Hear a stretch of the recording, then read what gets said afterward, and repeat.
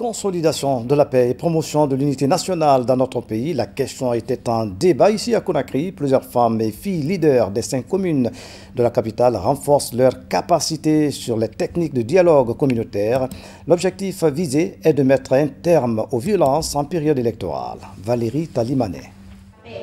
800 femmes et filles leaders de la capitale apprennent les notions basiques du dialogue communautaire. Au centre des interactions, la culture des vertus de la paix dans les différents milieux de vie.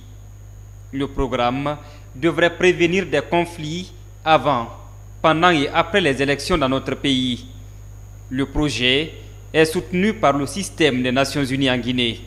La résolution 1325 que l'une de mes prédécesseurs a mentionnée tout à l'heure reconnaît que les contributions faites par les femmes en matière de prévention et de règlement des conflits, de maintien et d'instauration de la paix ont été jusque-là sous-évaluées et sous-utilisées.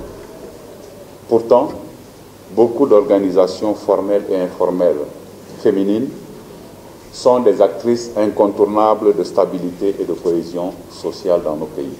Du cadre de dialogue personnes-ressources, en passant par le choix des sujets à débattre, ces femmes et filles sont désormais outillées sur les techniques de prévention et de résolution des conflits. Au regard de tous ces bénéfices, nous les femmes leaders des 5 communes, nous nous engageons auprès de l'UNICEF afin d'impacter les communautés que nous représentons.